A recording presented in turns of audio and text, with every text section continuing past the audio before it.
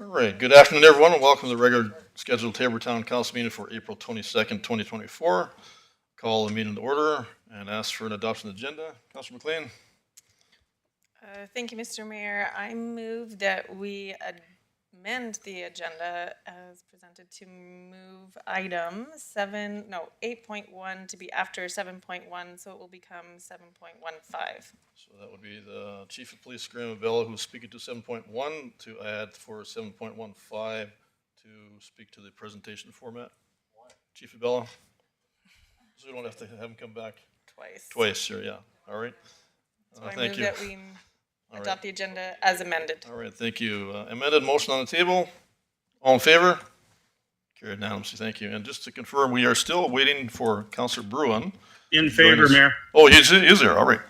He is online. Thank you, Jack. We do have him present here, perfect. All right, moving on, we do have a public hearing, item 3.1, public hearing for land use bylaw amendment 6-2024 for redistricting. I will call that public hearing meeting to order. And I request the adoption of that agenda, please. Councilor Firth? Is it a separate agenda? Oh, I'm sorry, it's not. No, that's my fault. Okay, then never mind. I don't want to make the motion. There we go, okay. All right, the meeting is called to order. The public hearing is called to order. So just for anybody in attendance who wish to speak against or for land use bylaw amendment 6-2024 for redistricting, you will have a 5-minute time limit for speaking and must state your full name for the record and must state if you are speaking for themselves or on behalf of a group or organization. All right, related to item bylaw amendment 6-2024, Mr. Tebow. So we'll get Selena or Chris to come up and just provide some background to this one for us, and then anyone can come up and speak after that. All right, thank you. Selena. Good afternoon, Mayor and Council. Good afternoon. So we have before us today a public hearing for a land use amendment on the south side of town. We are looking to rezone this property from an R1 to an R3 district. So it just allows for a little bit more density, particularly more multifamily style development. This hearing was postponed from the last meeting due to an error in the ad, so we have put the new ad in. We did resend out letters and stuff to the surrounding neighbors. All right, thank you. So I will ask to start with, is there anyone here to speak against land use bylaw 6-2024 for redistricting? Anyone present wishing to speak against land use bylaw amendment 6-2024 redistricting a second time? And anybody in attendance wishing to speak against land use bylaw amendment 6-2024 for a third and final time? Seeing none, all right. Is there anyone willing to or wishing to speak to land use bylaw 6-2024 for redistricting for that amendment, redistricting? Anyone present who wishes to speak for the land use bylaw amendment 6-2024 for redistricting the second time? And anybody wishing to speak for land use bylaw amendment 6-2024 for redistricting a third and final time? Seeing none, any questions, comments? All right, wish that, I'd ask for a motion to close the hearing. Councilor McLean, motion on the table. All in favor? Carried unanimously. Councilor Bruin? In favor. All right, carried unanimously, thank you. All right, moving on to item 4, adoption of the minutes. Item 4.1, minutes of regular council meeting on April 8th, 2024. Mr. Tebow? Minutes are in front of council for your consideration. All right, thank you. Any changes, any comments? So I'm prepared to make that required motion. Councilor Firth? Thank you, Mr. Mayor. I move the council adopts the minutes of the regular meeting of council held on April 8th, 2024 as presented. Thank you. Motion on the table. Any further discussion? All in favor? Favor. Carried unanimously. Thank you. Item 5, business arising from the minutes. There are none. Item 5.1, Chamber of Commerce redesign invoice. Mr. Tebow. So the Chamber of Commerce had provided an invoice to council a few council meetings back, if council recalls. Council had asked administration to go and inquire for some further details around that. So that is what is in front of you today, to have some discussion around I think it's a $9,800 or so invoice. So over to council for your discussion. All right, thank you. Anybody want to start that off? Councilor McLean. Thank you, Mr. Mayor. Do we get any more information than just a one-liner from the chamber or from this architect invoice? Or is that what we got? So yeah, what is in the package is what was all that was received. Details in here for a bunch of other charges, but it does appear to be this one line at the bottom and maybe in addition to something else up above, but that's what we have. All right, thank you. Any other questions? Councilor Sorensen? Just a comment, Mayor, if that's all right. I'd just like to point out that the Sandy dump initial design was 7,000 and change. Then we redesigned it again for 13,000, and then now there's an $11,500 charge. So almost over $30,000 of charges to the chamber for the Sandy dump design. So and redesigned and then design again. So I think their ask of $9,583.62 is fair. All right, thank you. Administration, Mr. Thibault, any comments in that regard? That's also very accurate. I can't really speak to the history all that well, but given what's in front of us, there's nothing that says, I don't think it's a crazy out of line amount myself Okay. personally. From an administrative perspective, we have bantered it about a few times, so not much to add in there. And I believe we have been expecting something for some time. We had sort of agreed to that in principle some time back, correct? Yeah, we did a long while back when there was even some discussion around some redesign. We were approached by the chamber and council said, bring it back to us when we know the numbers. All right, thank you. Any other questions arising? Councilor Sorensen? I'd just be prepared to make a motion, Mayor. Very well.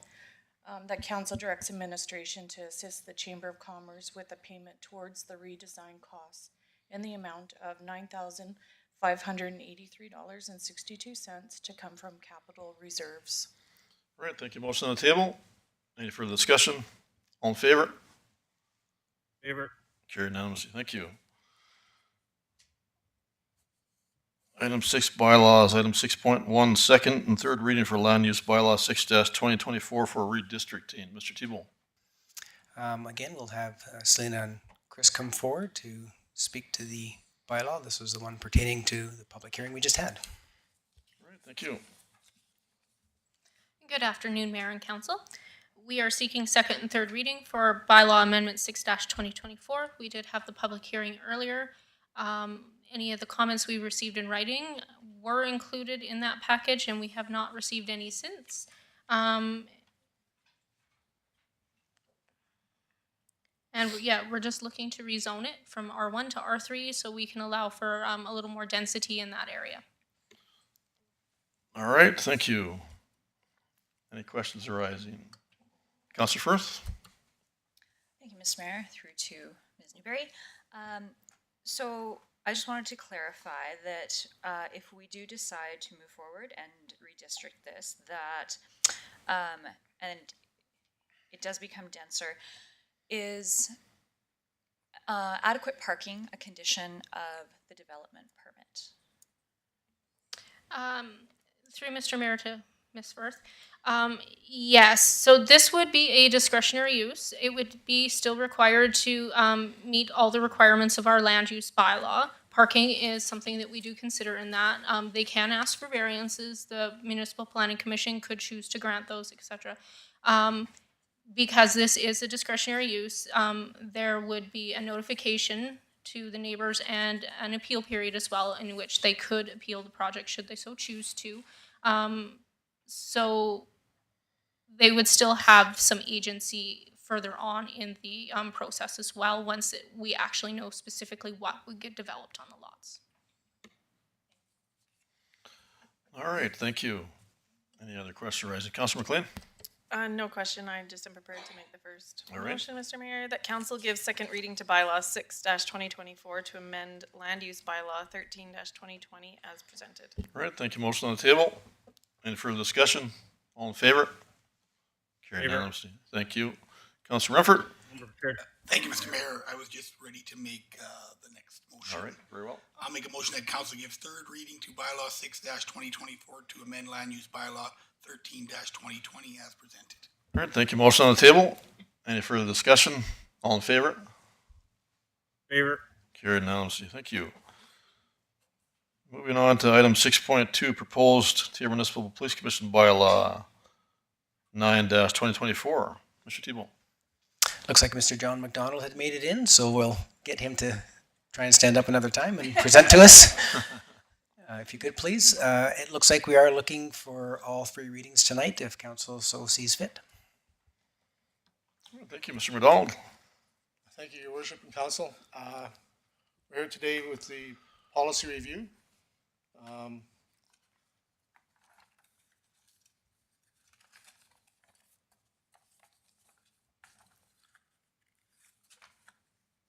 So the policy manual, we had the committee went through it.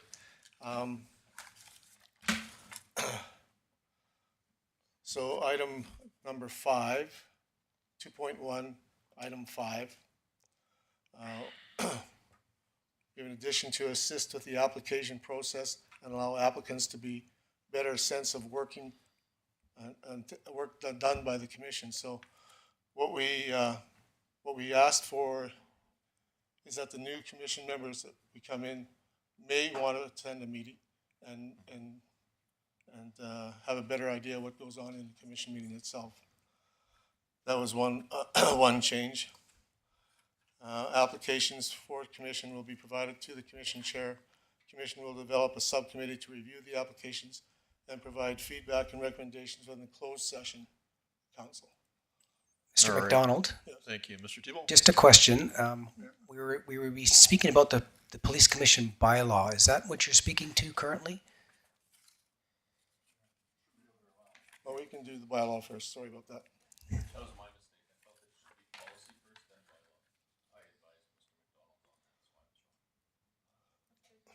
I had the bylaw first. That's All right, thank okay. you. Councilor Becker? That's okay. Councilor Becker, you had another comment? Okay, okay, That's okay. all right. So the bylaw, we define the public complaints director means the person appointed to the Taber Police Commission by resolution pursuant to the Police Act and this bylaw.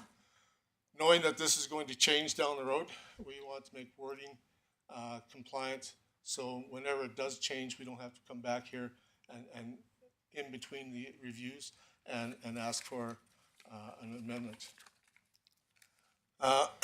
Public Complaints Director appointment and term is defined 6.0, 6.1. If permitted by law, the commission will appoint the Public Complaints Director in accordance with the Act and the Taber Municipal Police Commission Policy Manual.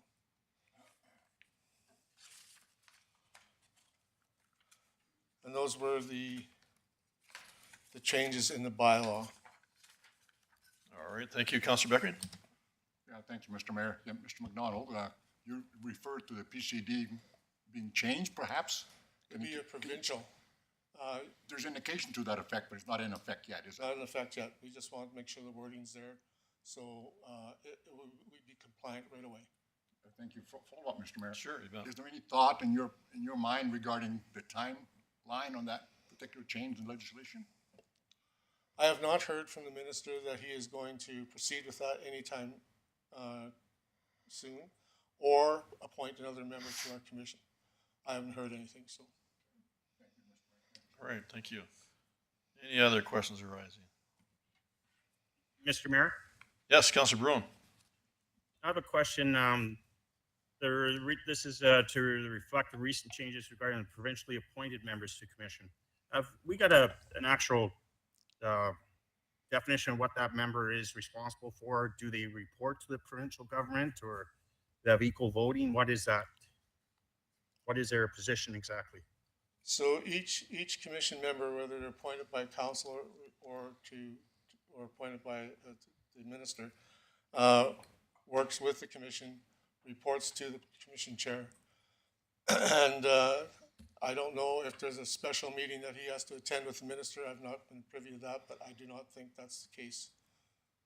There's no special Yeah, I'm meetings just with the minister.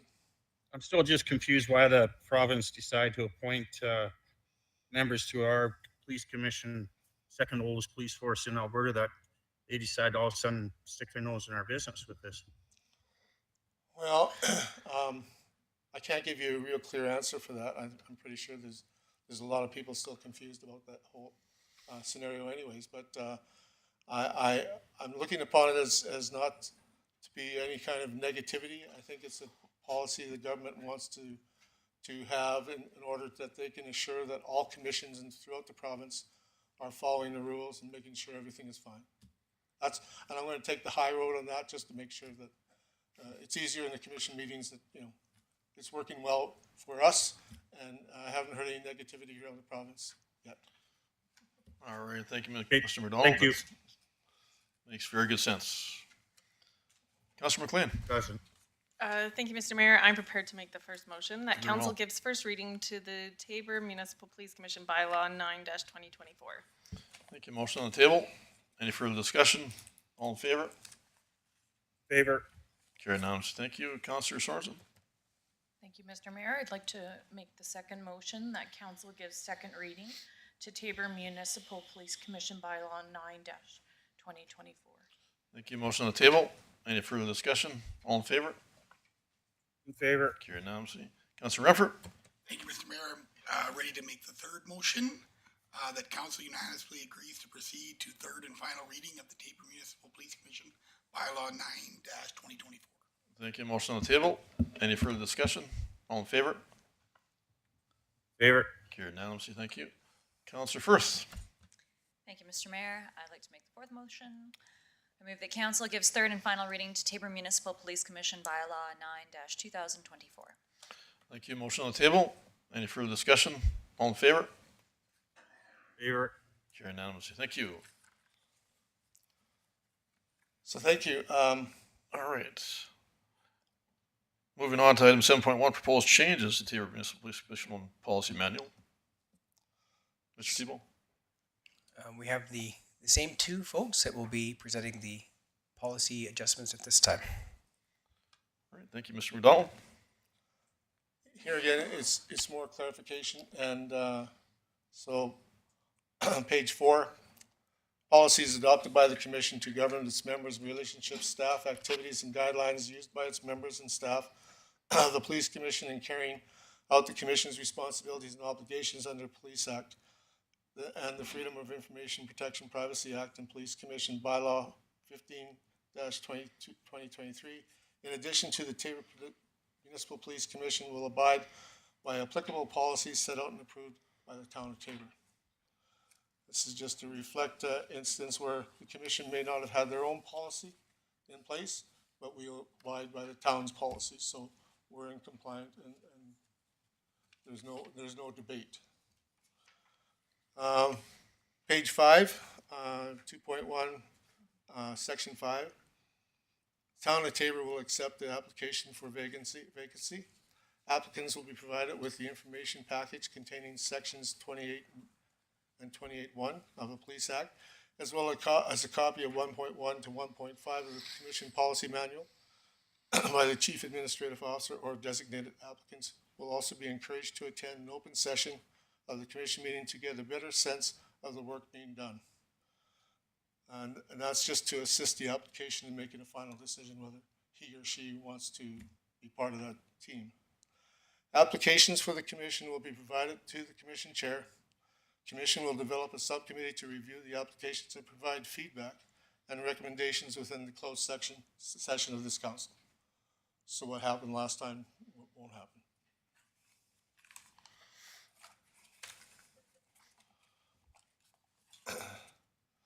2.1, page 13, 2.11, role of Public Complaints Director, PCD. Here again, it's more clarification.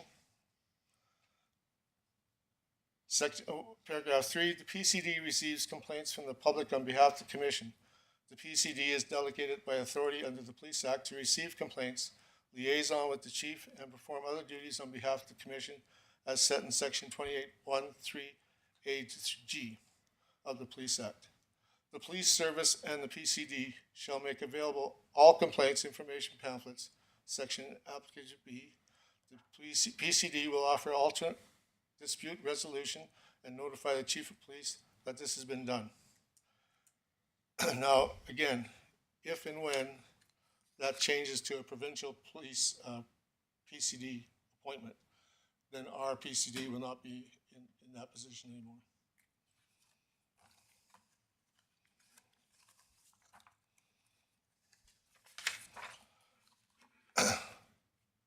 The final change on page 23, section 5, the chair is the media spokesman for the commission. This also includes the communication through social media platforms. Communication issued by the media release shall receive approval of the commission body. Such approval is to be obtained by the most expedient means. And that's just more of a definition and clarification.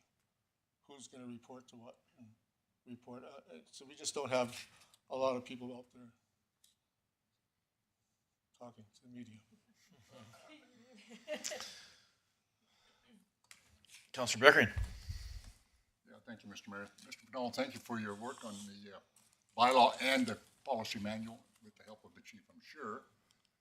I guess I have a question regarding the provincial appointee. At the present time, you only have one appointed, and the province entitled to one more, correct? Or two more? One more. He said one more. One more, okay. Now, your full complement of a commission is 7 people, correct? Or at the present time, you have 6 people on the commission, no? You have a full complement of 7? 7. So if the province would appoint another person, which they're entitled to do, how would you handle that particular situation, please? You know, the chair here. I think we handled the first one really well. I think it moved in fairly smooth. I don't know what another appointee would look like right now, but the challenge would be there, and we just have to deal with it. I can't give you a timeline if that's even going to happen, because as you're aware, the minister has other issues right now that he's looking into. So. Sure, as a follow-up then, so something along the vein of Council Bruin's question or comment, I do not understand, maybe you can help us, Chief, or Mr. McDonald, that if the province makes that decision to able to appoint 2 commission members to the Table Municipal Police Commission, why don't they do so? I mean, they're making a joke of their own policy, in my opinion. Well, they can actually appoint more than 2. Yeah, I know if that's that, what they choose to do. I think that there's been enough feedback and enough information given back to the minister that there may be some room for some clear sense thinking, and may not happen. I don't want to put any words or any thoughts into what the decision of the government's going to be, but my opinion is going to be that there's been enough information given to the minister from every commission in this province that there may be a hesitation to proceed with what he can do. So we'll just leave it at that for the time being. Chief? All right, thank you. Sure, no. With your leave, Chair. I think there's different commissions in the province have different strengths and weaknesses. And I think that in some cases where commissions or where there's been political interference with commissions, the minister is able to flex the act now and to put people in place to try to ensure that political interference does not occur. I don't think the minister sees that within our commission, and I would hope that he leaves it as is. All right, thank you. Councillor Beckering. Yeah, thank you, Mr. Mayor. Not to beat a dead horse here, but by interfering, by the minister interfering in the makeup of a commission, that is indeed political interference. So I'm sorry, but it just doesn't seem right to me. Well said, Garth. Policing is at the leisure of the minister. All right, thank you. Any other questions or comments? Councillor McLean? Thank you, Mr. Mayor. I'm prepared to make a motion that council approves the proposed changes to the Tabor Municipal Police Commission Policy Manual as presented. All right, thank you. Motion on the table. Any further discussion? All in favor? Favor. Carried unanimously. Thank you. All right, moving on to item 7.15, Chief Abella presentation. You got it easy. Thank you. Mr. Chair, or Mr. Mayor, and council. I just want to actually thank Chair McDonald for the work that he did on that policy manual. As volunteers working in the community, they spent quite a bit of committee time reviewing that. It's a lot of work, and I just wanted to thank them on behalf of the police service for that. It's a good piece of business that they did.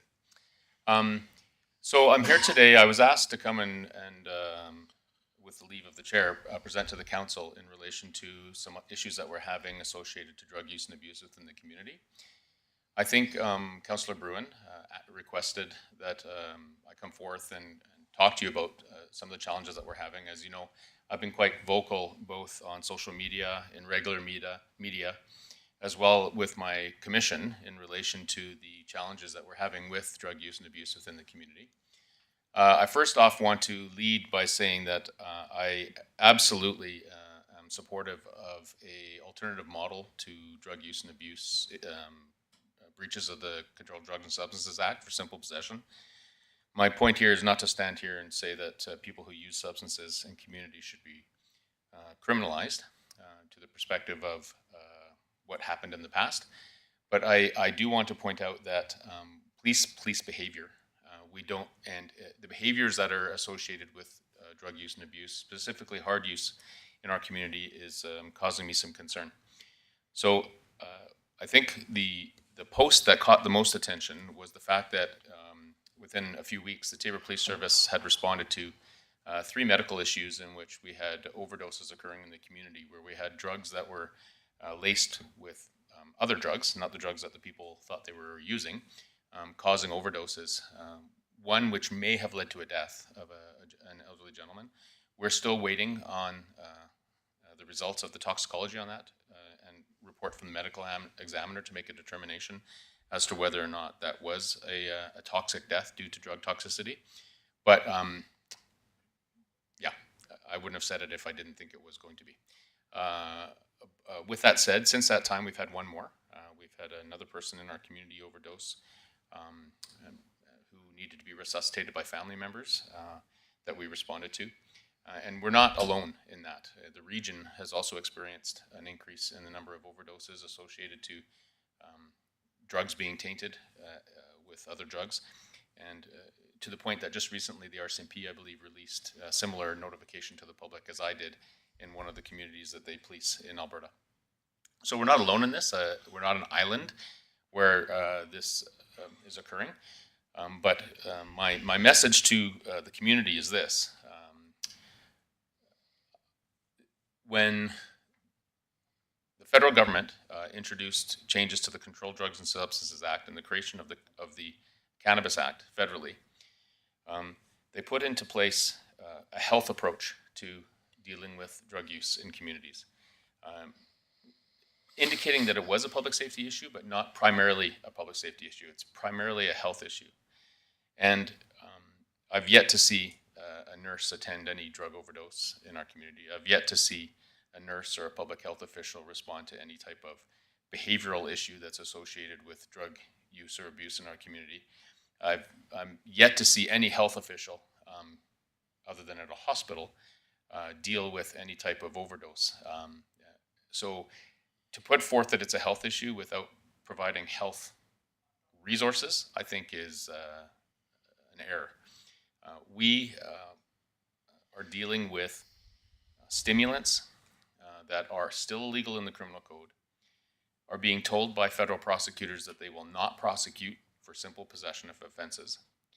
And as a result, the tool that the police had in their toolbox to bring people before court, to bring people before a judge or a diversion model, no longer exist. And the federal government has enacted Controlled Drugs and Substances Act legislation that says that communities can divert, but have provided no funding for diversion and no specialty training for diversion in communities. So as with other laws that they've instituted, such as the cannabis impaired driving offenses, they have failed to provide us with tools to be able to enforce the laws that they want us to achieve.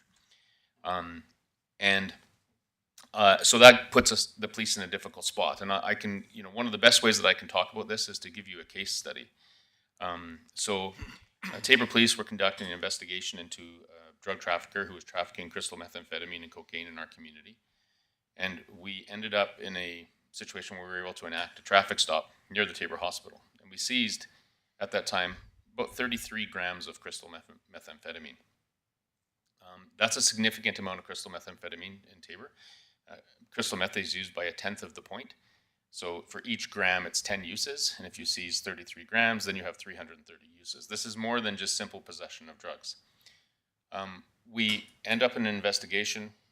We have to refer that to Crown for a Crown. It's a review that we do where the Crown actually makes a suggestion as to whether or not we do or do not proceed with charges. And the Crown would not proceed with a possession for the purpose of trafficking charge because they felt that it wasn't a significant enough quantity. As a result, they said that your only charge that you have is simple possession of crystal methamphetamine, which they no longer prosecute. So we now, every tool that the police have in their toolbox to deal with that issue is taken away from us. The federal Crown is under mandate through a policy handbook to not prosecute that offense. And our police are left with banging their heads against the wall. So, and it just grows from there. The message that the federal government is giving in relation to their law change as well as their policy change is saying that it's okay to do this. It's a health issue now. It's not a public safety issue. So when we seize over 430 grams of crystal methamphetamine from a residential complex in the town of Tabor recently, that's enough crystal methamphetamine to give everyone in Tabor, every second person, 1 dose of crystal methamphetamine. If you were to compare that to Calgary and take 1.3 million people, and you can do the math to say how much drugs that was per capita, or in the context that kind of lays it out for you. And then, when we lay the charge a day later, for, again, in possession of driving, the person is just released by the courts, right? We have a legal system in which the tools that we have are gone, and the teeth in the system is missing, and our ability to help as a police service, we've been handcuffed ourselves. And I have brought this to the commission. The commission has been very supportive of this position, to the point where there's a resolution coming to the Alberta Association of Police Governance in about 2 weeks' time, which will be supportive of a message from the Tabor Commission, and hopefully the rest of the commissions in the province will take heed and vote on that resolution. Advocating is pretty well all I think that councils and or commissions can do until we see a government change, a policy change. So I think that's what I came here to say. I think that's what I came here to tell you. I don't want to take up too much of your time. We do talk about this commission if you want to attend there and listen a bit more. But that's the point that I think Councillor Bruin wanted me to bring to the table here in this delegation. All right, thank you so much, Chief, for your presentation. Very informative. Councillor Beckering. Yeah, thank you, Mr. Mayor. Thank you, Chief, for the presentation. Since beside municipal forces in Alberta, like Edmonton, Calgary, and Tabor, or Lethbridge and Medicine Hat, the RCMP is by far the largest police service in Alberta. Now, I know that your fellow chiefs in your governance model are fully supportive of what you said. What's the RCMP's, as a federal force, opinion on that? Because it's a federal law that's been changed and federal policy being changed, sir. The ACP is an organization that makes up of the municipal police leaders as well as the commanding officer of the RCMP in Alberta. And we commissioned an independent study that was done by 3 academics that we put forth as our position paper as the Alberta Chiefs. The Alberta Chiefs are supportive of a decriminalization model for simple possession of drugs, but not that they become legal.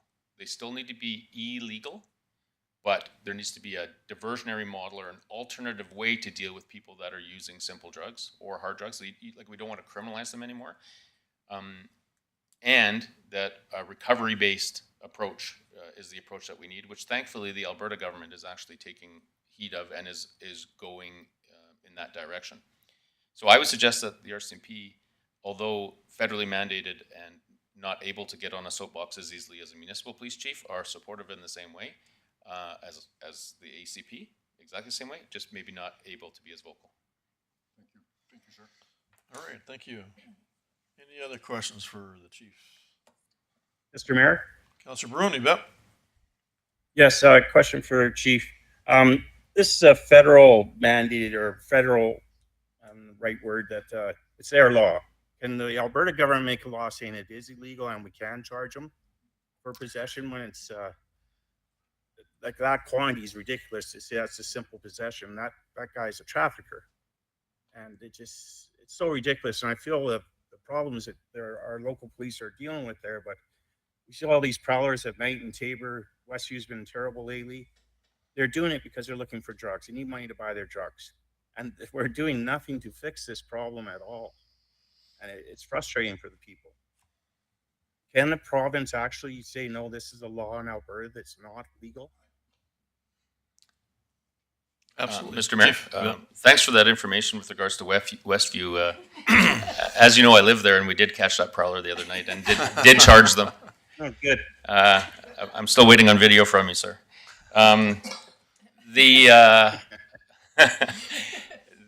So the answer is no to your question. The federal legislation actually put law in place that says that the province or a municipality actually can't enact a law that supersedes the federal law.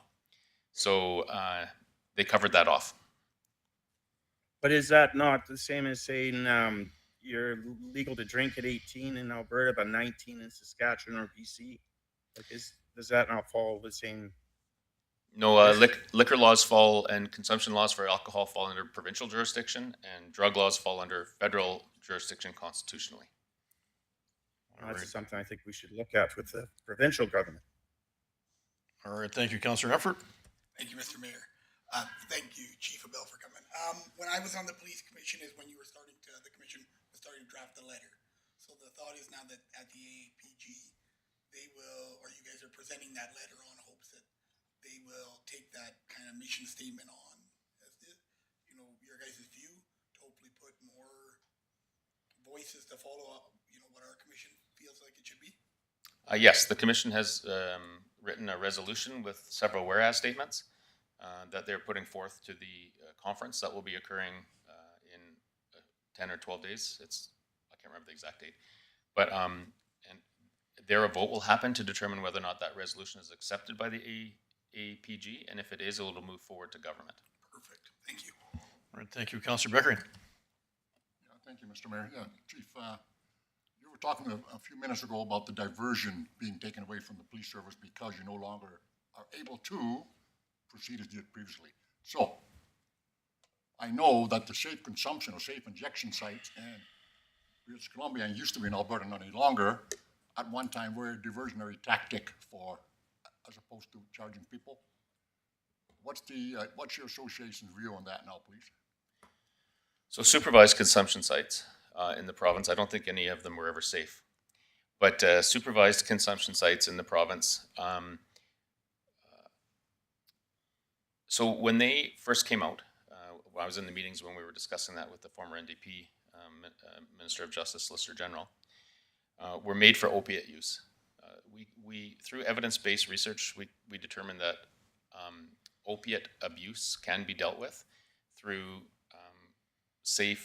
you have me saying it, supervised consumption with wraparound services being provided for people who are on opiates, such as Suboxone and treatment and virtual opioid dependency programs that we could introduce in the province. What quickly happened with our supervised consumption sites was that became a free-for-all for any drug and not just for opiates. And in our community, specifically in Lethbridge, we found that it became a place for the trafficking and use of crystal methamphetamine. We did not see in our community crystal methamphetamine prior to the supervised consumption site in Lethbridge to any great extent. It was only once that it took hold there that it spread throughout southern Alberta. We still believe that there is a role for supervised consumption around opiate dependency, and we have actually a virtual opioid program at our jail cell here in the Taber Police Service as a diversion. It's not really a diversion. It's not a diversion, actually. I shouldn't have said that. It's a help. If someone reaches out for help in Taber who's an opiate addict, within an hour, we can get them on a Suboxone program through this program. It's a very good program. No one has taken us up on that model or on that program yet. I know in other communities it has worked, but supervised consumption is not a model that the chiefs are pushing or are requesting anymore in the province. All right, thank you, Councillor Firth. Thank you, Mr. Mayor. Through to Chief Abella, and we have discussed this at length in the police commission. I just wanted to clarify: they have not actually changed the law, correct? The federal government has not changed the law. They have just changed the suggestion for prosecution in the handbook.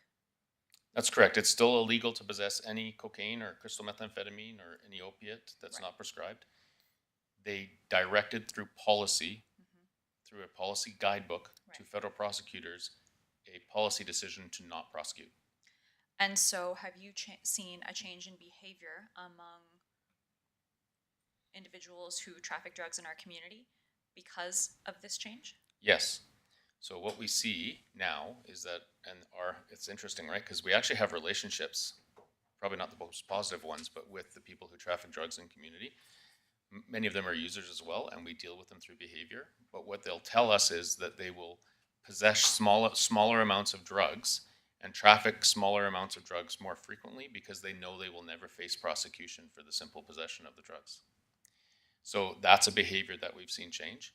We've also seen a much more liberalization of drug use and behavior. So there's just more drug use. And addiction is a terrible thing, and I do not want to, drug addicts do not need to go to jail and be prosecuted from the perspective of criminalizing the user. They need help. But I don't want to be in a society or live in a society where our values have eroded to such a point where the individual's choice supersedes or trumps on the choices of others to be free of something, right? That behavior is causing issues, that drug behavior, and it's Councillor Bruin is correct. Councillor Remford is correct. The currency of drug use is crime. Drugs are currency themselves.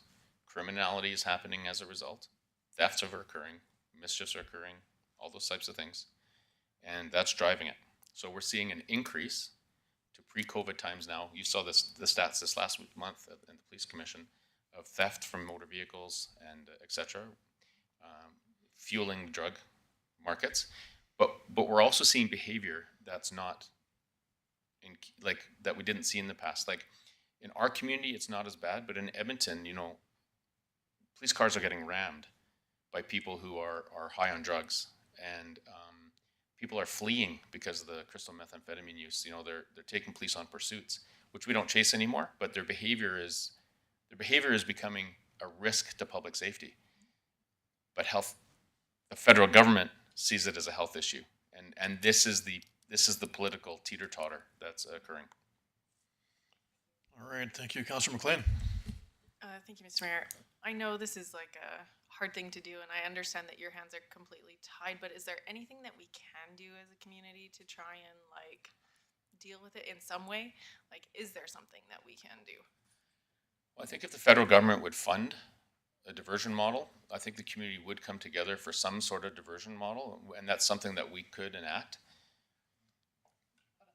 But honestly, So we'll keep doing our part as the police. We'll keep seizing the drugs and taking the drugs off the street, even though we can't prosecute. We'll still try to keep the community safe as best we can. And we'll still keep responding to those overdoses and try to save lives. I don't think there are any tools that we have right now until that policy change happens, to be honest with you. All right, thank you. Any other questions arising? All right, thank you again, Sorry, Chief. Advocate, right, I think is a step that the council could do. Sorry, sir. All right, no, not a problem. Thank you again so much, Chief, for your presentation. Thank you. Appreciate Appreciate that. it. May I Thank be you. excused? Absolutely. Okay, thank you.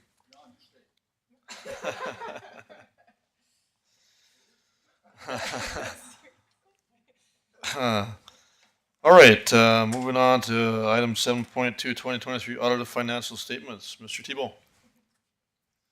I believe Mr. Orwa will come up and speak to the audited financial statements and then pass it along. All right, thank you, Mr. Orwa. Thank you very much, members of council. Before you is the audited financial statements for the year ended December 31st, 2023. So this is a statement that has gone through the audit committee, and I think they dissected it as usual, and I think we took a very, very long time to go through this. Before I give the audit committee members a chance to respond, the only unusual thing that I would like to point on this financial statement is the ARO. That is the only one. Remember the asset obligations that we talked about last time, and I also not dwell on it because there will be a speaker that will be talking about it this after 5 o'clock to walk you through exactly what was done and what is likely to be done in the future to maintain the numbers that we are seeing in our financial statements because they are huge. So maybe I would just yield my time back to the audit. All right, thank you. Anyone wish to start? Councillor Beckering? Yeah, thank you, Mr. Mayor. Yes, Mr. Over, thank you. Yeah, the audit committee met with the auditor last week and with Mr. Orwa and Mr. Thibault, and we had a fairly long session, and we dissected the audit financial statements. We found them to be in good order, and I think on my part, I have no problem voting in favor of a motion to accept those audited statements as presented. Thank you. All right, thank you. Councillor Sorensen? I guess it's my turn. Thank you, Mr. Mayor.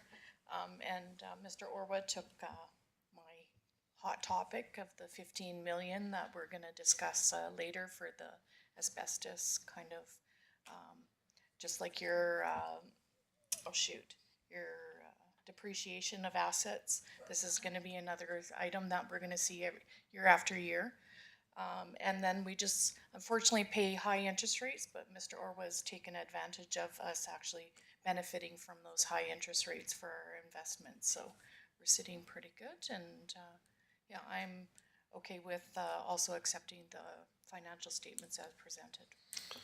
All right, thank you, and myself as well, Mr. Orwa, thank you for your due diligence and your team, as always, as the information was presented, and had a very good discussion there along the way, getting us to that stage. So thank you so much once again, and I appreciate all your many efforts as well. Anything else to add? Any questions? Councillor Beckert? Yeah, thank you, Mr. Mayor. I just want to point out to my fellow councilors that there's going to be a motion coming up regarding $1 million somewhere. It's actually a surplus, operating surplus, so that's why it's being called unrestricted funds, which is exactly what they are, but they'll be going to a good use, I believe. Thank you. And I know we're going to discuss it after, but I think it's important to point out to council that we did have $1 million and a little bit surplus from operating. All right, thank you. Any other questions arising? Councillor Sorensen? I was just going to make the first motion. Sure. So, I'd like to make a motion that council approves the 2023 audited consolidated financial statements for December 31st, 2023 as presented. All right, thank you. Motion on the table. Any further discussion? All in favor? That's all right. Carried now. All right, thank you.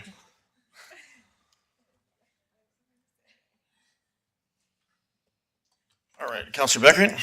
I'm prepared to make a motion, Mr. Mayor. All The right. council advise administration to make available the approved consolidated financial statements for the year ended December 31st, 2023 in booklet format to any ratepayer free of charge. All right, thank you. Motion on the table. Any further discussion? Councilor McLean? Sorry, I just had a question. Yeah. On the net financial debt at the end of the year, there was a budget of 12 million, but the actual was 7 million. So I'm just curious why it was budgeted for 12 million.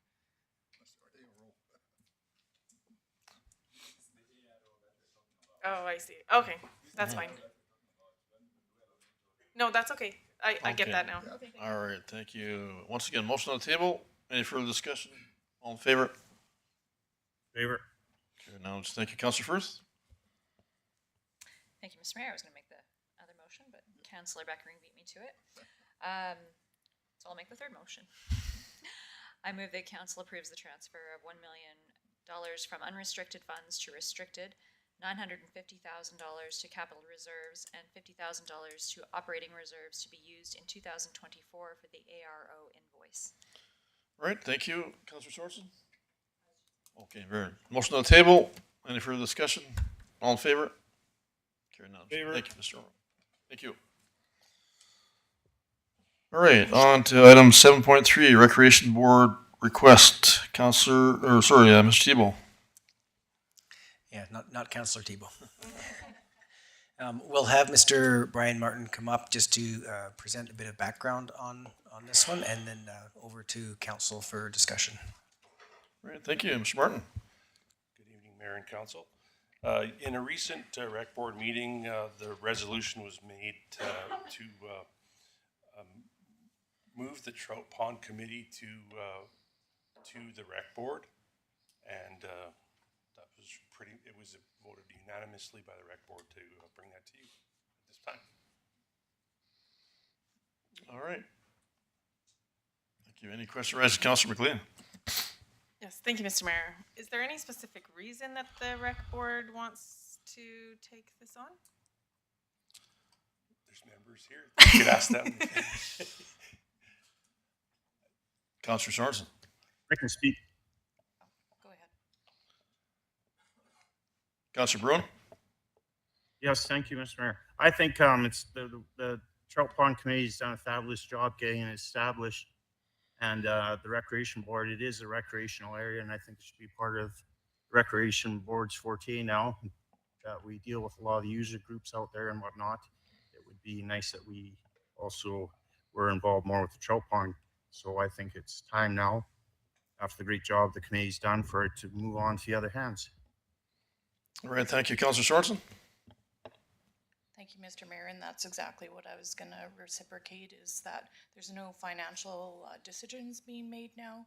And so as a board, it does have to do with the preview of the Recreation Board. So it just makes sense for everyone that was sitting on the committee that this exchange hands. All right, thank you, Councilor Beckering.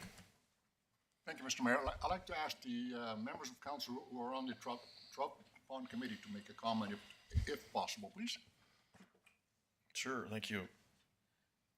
Councilor Firth, you want to go first? Yeah, I'm not opposed to this at all. If the Recreation Board would like to oversee this, I think at this point, a lot of the planning, the strategic planning for the area, and like Councillor Bruin and Councillor Sorensen said, the financial decisions have generally been made, and if there are financial decisions to be made, it's going to come back to council anyway. So if the rec board is willing to take that over, I'm not opposed to it at all. All right, thank you, Councilor Sorensen. Thank you, Mr. Mayor. And if the two boards or committees can meet perhaps and kind of have a discussion about certain things, I think that would be a very beneficial also. All right, thank you. I'm just wondering what would be wrong with adding a member from the rec board besides what we've got currently. Mr. Fletcher was the one that made the motion, correct? Yes. Right. So I guess part of that is the Trout Pond Committee's been meeting during the day also. every 2-3 months. It's kind of the routine, correct? So would he or other members or another member be available during the day sometime for that same purpose? I couldn't answer that, I'm sorry. I wouldn't, I don't know what he even does for work, so, Pardon me? does he? Oh, Okay. okay. So I guess, just like I said, it's, that's been going on since 2015 in one capacity or another. And, the suggestion is just to deal with at the rec board level, only no special meeting for that, the Trout Pond format. It's simply an item on a recreation board agenda. Is that sort of what the ask Yeah, is? I suppose, oh, sorry. Sorry. I believe the intention of the rec board committee was we take over the Trout Pond Committee, just absolve it, and it's part of recreation now in the town of Tabor, a great recreational use, and the recreation committee is more involved with people discussing events out there and whatnot. So I think it's time now to pass the torch. Mr. Martin, yes? We do have the benefit of the rec board is it's a more diverse group of people because we have members, citizens, we have the MD on the board. So it does give a better cross-section of the Taboran area for that too. So that was the other reason. All right, thank you. Councillor Firth? Thank you, Mr. Mayor. And another thing that just occurred to me is that, I mean, it is a facility, a recreation facility within the town of Tabor, and we don't have separate subcommittees for every single facility. That would be a lot of meetings and a lot of volunteers. So to me, now that this, like, it made sense to have a separate committee when the area was being developed. There was a lot of decisions that needed to be made, a lot of financial decisions, but now it's developed, it's running there. Yes, there are decisions to be made still as we expand and add more amenities out there, but I believe most of those decisions are going to come back to council anyway, like I said. So it just seems to me to almost be a duplication to have a Trout Pond committee and not involve the rec board. All right, thank you. Councillor Beckering? Thank you, Mr. Mayor. Yeah, since most of the heavy lifting is done by administration, either yourself, Mr. Martin, or Mr. Thibault, from your perspective, is there an advantage to absolve the Trout Pond Committee and meld it into the Recreation Board? So what that does, of course, it has one less meeting somewhere along the line, but is there another perspective on your part that it's beneficial, please? From our perspective, what we have to report back to the rec board either way. So if we have a Trout Pond committee, we still report back to the rec board what the findings were from the Trout Pond committee. So it is a duplication of what we're working, and like you said, it's an extra meeting. But a lot of the heavy lifting has been done, and now it's just enacting the wishes of the committee to actually get the work done now. So. All right, thank you. Councillor Sorensen? Thank you, Mr. Mayor. And this committee also meets monthly instead of quarterly.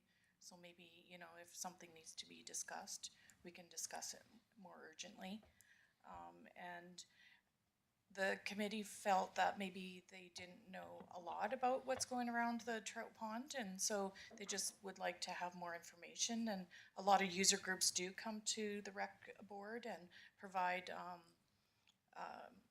presentations and so forth, so it would be beneficial, we feel, to, as a committee, to have this under our scope now. All right, thank you, Mr. Thibault. Administratively, Councillor Beckering, I just wanted to chime in and say, you know, administration we're doing the work today, we can do the work tomorrow. Other than what you've mentioned, there's the same work would have to happen whether it's at this committee or that committee. There's just the discussion between the committees, and, you know, potentially for as often as the Trout Pond Committee currently meets, it's sort of an ad hoc thing, right? So as there's more activity, we meet more often, and then as there's less activity, we meet less often. So I wouldn't even say that administratively it's really all that measurable, or I would tell you there's a huge difference to do one or the other. All right, thank you. Councillor Firth? Thank you, Mr. Mayor. I'm prepared to make a motion at this time, and I just wanted to say too that I really liked Councillor Sorensen's suggestion of the Trout Pond Committee coming to the rec board. And then, I think to facilitate the flow of information and just answer any questions. It's a good idea. And I'm prepared to make a motion. All right, thank you. I move the council directs administration to dissolve the ad hoc Trout Pond Committee, West Trail Extension Project Committee, and task the Recreation Board with those discussions, providing recommendations to council regarding the Trout Pond Recreation Area. All right, thank you. Motion on the table. Any further discussion? All in favor? I'd like to say something. Councilor Bruin, yes. I think it'd be remiss not to thank the Trout Pond Committee, and especially you, Andy, for the work you have done with the Trout Pond. So I'd like to say kudos to you on the Trout Pond too as well, because it's been kind of a pet project of yours that you've put your heart into. So I just like to thank you for the work you did on that. All right, thank you, Councilor Bruin. You're also in favor of the motion? Yes. All right, motion carried unanimously. Thank you. All right, on to item 7.4, information for council. Mr. Tebow. Okay, so a few things to pass along. Council had asked us to look into the gymnastics competition. So that just happened the past weekend. And unfortunately, when we had the presenter, it wasn't the original presenter, and this information could have been known perhaps at that very moment in time during the presentation. But administration did find that there was waivers already granted for that event to take place in the amount of $1,723.50. So I think the ask was around $2,000, if I recall. So this is just coming back to council as information. Like I said, the event is now complete. I don't know where they ended up financially. I know the request, like I mentioned, was for $2,000, and council had asked maybe about heading down the waiver path. So the waiver did take place through the regular community grant program that happens to recreation, and the presenter just didn't know that at the time. So I don't know if council wants to do anything further with this or leave it as it is with information. You could let us know later on if you like. Information item number 2. So there's a couple of awards that has come to the Economic Development Group, and if I could get Amy to come up and just explain what they mean, and then Mr. Mayor, we would appreciate a sort of a regular presentation that you normally have after that. All right. Do we have the awards up front there? They do? Okay.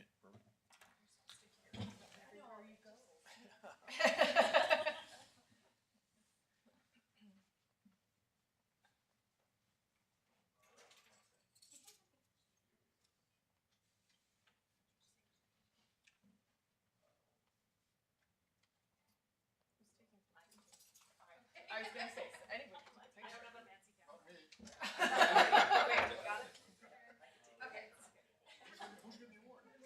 She is.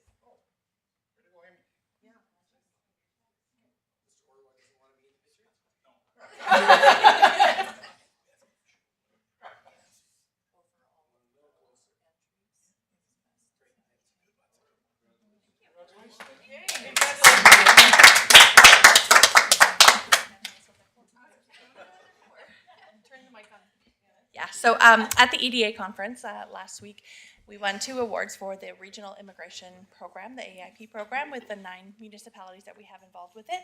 So the first one is the Regional Collaboration and Partnership Award for a medium-sized region.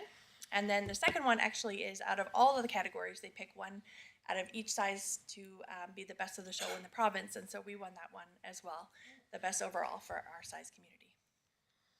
Yes. Thank you. Yeah, absolutely. Thank you again, Amy. Councilor Sorensen. Can I just congratulate Amy and the Department, Economic Development Department, and this is 2 years in a row. Amy won actual individual award for her new economic development person, and then also, I can't remember what was last year's. That was last year's. Okay, yeah. Yep. So congratulations. Thank you. And more to come, I hope. All right, yes, thank you. Thank you. Thank you. Oh, excuse me. And then item number 3 is the capital projects listing. So this is just an update on the status of all the capital projects. If there were any questions around those, someone could hopefully answer those for you. And that's what we have for information items. All right, thank you. Any other questions arising? All right, no motion required. Moving on to item 7.5, department reports. Starting off with Recreation Department report. CAO Department report. Finance Department report. Administrative Services report. Economic Development report. Councillor Sorensen. Thank you, Mr. Mayor. And since Miss Alvarez is here, and I see met with the Travel Alberta every report, can you share anything with us, or is it too early to share anything that's in the works? I can share a little bit. So Travel Alberta broke the whole province up into zones, so travel zones. So we're part of the Lethbridge to Medicine Hat zone. So we've been meeting with Travel Alberta and Lethbridge and Medicine Hat, their tourism, to see what we could do to make this like a good corridor for tourism. So we have a grant in for a really cool project that I can't talk about yet, but hopefully I'll be able to tell you the next couple of weeks. It's going to be very exciting. All right, thank you, Amy. All right, Engineering Public Works report. Mr. Thibault. I just wanted to point out in this report, the engineering and in the treatment facilities, there's been some highlights in there. We had a few members go up to a conference, and they actually did a presentation at the conference. And if I could just ask Mr. Egan to come and speak a little bit more. I don't know all the details for sure, but it was highlighted, and this was one of the reasons it's highlighted. Thank you very much, Mayor and Council. So in addition to economic development, some of the operating groups have been recognized in the province. So as CEO Thibault mentioned, every year there's the Alberta Water and Wastewater Operators gather and meet. And at that event, they do 3 basic things. They provide training and continuing education credits for our certified operators, which we have in town. The government provides updates as far as current affairs, legislative changes that affect us and our operating licenses, and then issues associated with our licenses. And then the third major piece that they do is share best practices. And so at a certification training event, Raman Lahiji, who's our manager of Public Works, Engineering and Public Works, during that training event, the Tabor Wetlands Project was used as a little bit of an example. They had a poorer example, and when Raman spoke to the Wetlands Project that we're nearing completion, he was immediately invited to come and present the project at the Alberta Water and Wastewater Operators event. So they sponsored him, and we sent him to promote Tabor and that wetlands project. At the same conference, for a different set of reasons, because our water and wastewater people work very closely with the Alberta Environment and Protected Areas, which is the area in the province that oversees all the water and wastewater licensing and monitoring. So any contraventions, we get our licenses from them. The certifications of our plant operators is fundamentally sponsored by them, so that we have competent people dealing with important things like water and wastewater in our rivers and water bodies. And so they became aware early or late last year of the work that Chris Flaherty and the water crew have done in order to address the lower water levels in Chin. And so they invited or suggested to the conference organizers that as a best practice, because of course it's a fairly substantial issue across the province these days, that the work that Tabor water and wastewater crews have done should be highlighted and used as an example of best practices. They've maintained the water levels in the reservoir throughout the winter by using a temporary pumping trailer and a temporary setup. Them and the Public Works distribution and collection crew primarily have been the ones that set that up and operated it throughout the winter. So every day they would go down and check every issue that came up and was reported via our monitoring and systems. They went and resolved so that we have full reservoirs at this particular moment in time. Because of that, they were invited and they did a presentation on what they did and how they did it, and the setup of the particular infrastructure, temporary infrastructure, and the maintenance of it, so that they could provide seamless and invisible service to the town, which is what we endeavor to do. No news is good news when it comes to water treatment and wastewater treatment. So they did a presentation at the conference as well. So we had 2 Tabor operational areas presenting to the province and being recognized for the good work that they've been doing in the different areas that your council has approved and continues to approve, either through capital or operating budgets. So we just wanted to let you know about that. All right, thank you. Councillor Sorensen. Water is a very valuable resource. And I feel that we're gonna be speaking to this quite a bit this year. Hopefully not, though. Since you're up here, Mr. Egan, can I ask another, for some more clarification? I seen that you attended the extended producer responsibility, or someone did a workshop. I think it was, are we forced to be a member of that by a certain year, and what is that gonna look for the town? So that meeting took place via Teams this morning, and Lisa DeBona is our lead on that in Public Works, so she looks after all of the waste and GFI, the contracts for the transfer station and that type of, so she's our resident expert on that. So the province is initiating this activity. Right now they're in a planning phase, and we're part of that phase. And so we're being consulted, so we're kind of like the beta group, where we're being consulted and they're using our information along with some other communities' information in order to create what will become the process and the procedures around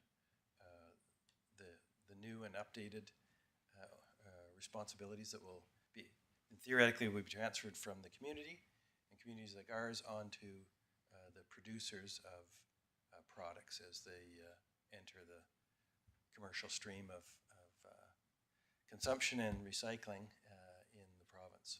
So that work is just ongoing now, so there is no output yet. They're still gathering information and deliberating on the best way to move forward, and then there will have to be some, there's still a question of how a community like Tabor will participate or not participate in that work going forward, and what are the roles and responsibilities of the provincial government, other producers, the other transfer and recycling sites around the province. So it's at fairly initial stages of inception planning. The concept is there, but how they're going to do it is not yet been determined. Because it's the producers of the waste that are gonna have to start paying for recycling or There's some removal. method of transferring the responsibility for recycling and reuse more on the producers of the materials than currently would be on the residents. So if you bought a pop, you'd pay that 10%, 10 cents, and then it's up to us to return, recycle it, and get the 10 cents back. Yeah. So they're trying to move that system to more of a producer responsibility system than a consumer responsibility system. Okay, thank you. So there'll be further updates as we know more and we're smarter. All right, thank you. Next is Treatment Facilities Department report. Facility Management Department report. Planning Department report. And Fire Department report. No other questions? All right, no motion required. Moving on to item 7.6, Mayor and Council reports. Councilor Sorensen, please.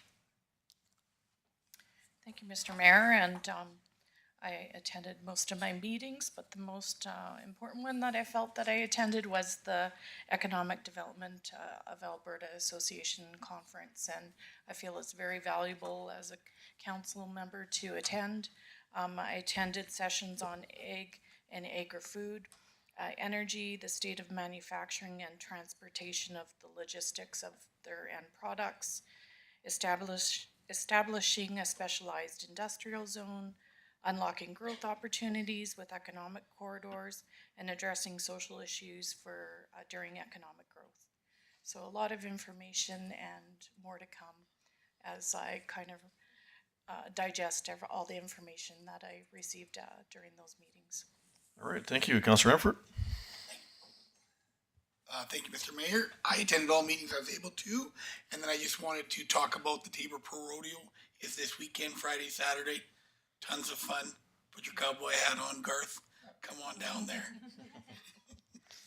All right, thank you. Councillor Bruin? Councillor Bruin? Thank you, Mr. Mayor. Sure. Yep, thank you, Mr. Mayor. Nothing to report. All right, thank you. Councillor Firth? Thank you, Mr. Mayor. I attended all meetings that I was required to, as well as the Friday morning session of Coffee with Council. All right, thank you. Councillor Beckering? Thank you, Mr. Mayor. Nothing to report except that I did attend the meetings I was supposed to. All right, thank you. Councillor McLean? Thank you, Mr. Mayor. I also attended all of my meetings as required, and also I attended a Coffee with Council, and I have one meeting to come because it was pushed back because of the timing thing anyway, so it was rescheduled, but it is to come. Thank you. All right, thank you. For myself, I did attend a variety of meetings and document signing requirements. Also attended the Vegetable Growers AGM and luncheon invites. I also attended one of the Coffee with Council meetings at Parkside Manor. I attended the FCS's annual Easter egg hunt at Confederation Park as well, and took part in the virtual meeting with Governor Rango in Kenya and his team as well. And I was had the pleasure of presenting a 90th birthday congratulatory letter and scroll to Miss Lois Benson. I also attended the Cowboy Poetry and Song event at the Civic Center, and I did attend the Royal Canadian Legion Ladies Auxiliary 50th Annual District 6 Joint Rally luncheon invite at the Tabor Legion here this past week as well. That was represented by some 16 municipalities. So any other questions? Councillor Sorensen, sure. One more comment that the Sure. Tabor Police Service is going to be celebrating their 120th anniversary this Saturday also. So congratulations to them and have fun to those that attend. That's correct. Great, thank you. All right, no motion required. On to item 7.7, standing item council requests. Mr. Tebow. Okay, the list is growing, but we're going to fix some of that today. So the one at the top, Resolution 294 by Councillor Sorensen. So Schedule D fines is actually complete. We're waiting for the rest of the traffic bylaw and investigation stuff to happen for the through the traffic committee and best practices that are out there as per Councillor Bruin's request. So we will remove this one from the list. It is actually complete and it will come forward. What I can tell you is that our fines did look a little lower than what was happening around in the province. So some updates to those numbers are going to come forward in Schedule D. That being said, Chief Abella also mentioned that of those fines, they've not issued a whole bunch. So we didn't want council to be expecting this big influx of revenue based on those fines. But our numbers are lower than others, so that will be updated. But there's not a lot of fines that land in these categories historically, so it's not going to be a huge difference. Councillor McLean, still waiting from Fortis. Were they over there? Good.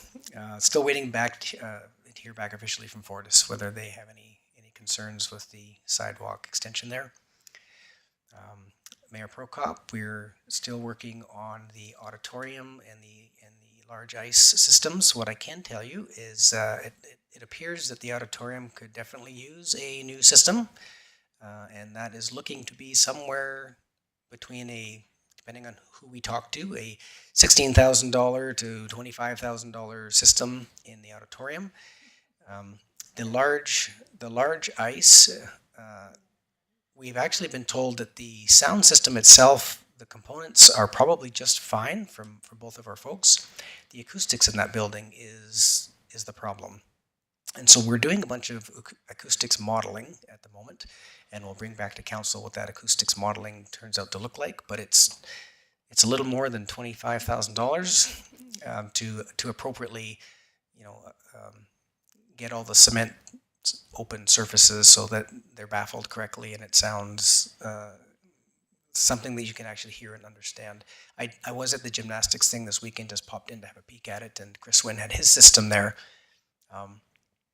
It's really difficult no matter what system you have in there when you're depending on your location, it echoes around so badly. I couldn't actually understand what Chris Wynn was saying. I think they could on the floor, but I couldn't up in the stands. So I think probably these folks are not far off. They're professionals talking about the acoustics, and so if I were to throw a number out there, we're talking probably $250,000 for the size of that space. But administration will come back to council with something on that. Utility bills, that has been sorted out, I believe. So we have the insert. It will go out in the next utility bill mail out, which will be at the beginning of the next month. So that will eventually be completed and come off. Internal review of our development processes. Council Firth still in progress on that. Resourcing internally is a little, at this time of year especially, there's a lot going on for that department. Completed last time was the parking signs. They just show up here as complete so that we can record that. Councillor Bruin's invitation to the police chief just happened this evening, so that obviously that will be removing off the list. Stormwater management fee was discussed last time, so considered complete, and it will come off the list. And we still are working on the wildlife bylaw, doing some research around what might exist in other places for, I believe, it was raccoons and geese specifically that was talked about at the last meeting. So that's still in progress. So I'll hand it back over to council and listen to if there's anything extra to come our way. All right, thank you. Any new standing item council requests? Anybody? Councillor Sorensen. Thank you, Mr. Mayor. I understand that we're have an external grant writer service. I was just wondering if there's some way that you could report to council what grants we're applying for, just to, I don't know, be a bit more informed and see if it's beneficial maybe next year for us to continue with this grant writing service. Yes, we certainly can. If you wanted to make a motion to that effect, as far as what exactly, we have all the information. Some of it does show up in the financial reports, but it's very high level that we've got a certain amount of grant money that's come our way. But we do have the details. They do provide that for us. So certainly could be a report. Sure. Just to clarify, Councillor Sorensen, you're looking for some kind of itemized list? If I understand that if right? possible. Right. Okay. So I'd like to make a motion Sure. for administration to report back to council the active grants that we're applying for, and report back to council on a, I don't know, do you want a time, like can we do it quarterly? Yeah, quarterly would work fine. To do that on a quarterly basis? All right, okay. Motion on the table. Any further discussion? All in favor? Favor. Carried unanimously. Thank you. All right, any other standing item council requests? Councillor Sorensen? Thank you. I'll be attending the South Grow meeting here on Thursday, and there's an opportunity for us to host the next one, which is June 20th. I was wondering if there's interest in us hosting it. I don't think we have for quite some time.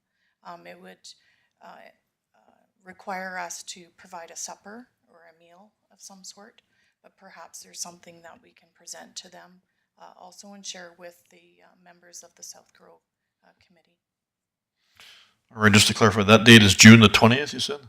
I believe so, and I could clarify once I attend the meeting. All right. How does that tie in with our delegation dates there?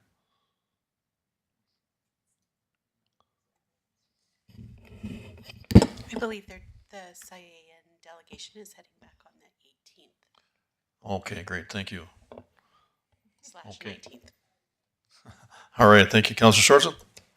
So I didn't want to provide stress to administration, but I think that it would be just beneficial for the town of Tabor to host one of these sessions. So it doesn't have to be June 20th. It can be, they're quarterly. So we could just, I would propose or ask permission to host one of the up and coming meetings if that's preferable. All right, do you want to do that by way of motion? Any specific time frame? I think I would need, because there's money involved, or does it matter? Yeah, if you could make a motion that maybe just gets administration to do some research around maybe some dates and some costs, we can come back to council with that. Okay, I make a motion for administration to investigate the ability to host a future South Girl meeting and report back to council. All right, thank you. Motion on the table. Any further discussion? All in favor? Favor. Carried unanimously. Thank you. Any other standing item council requests? Okay, we're all good. We're just now waiting for our delegations for 5 o'clock. Item 8.2, asset retirement obligation report. Mr. Thibault. So I believe Mr. Orwell has someone coming, and we'll just check and see if he's available yet. All right.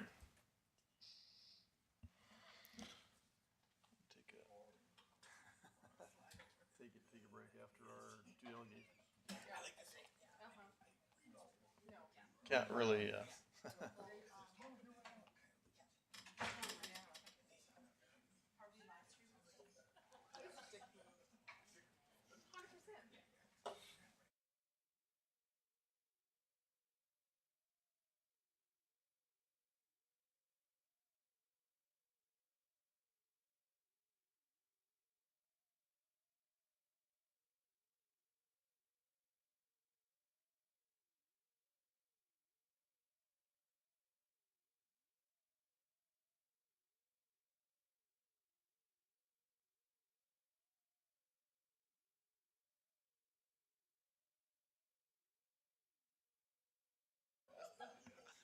Yeah, yeah, right.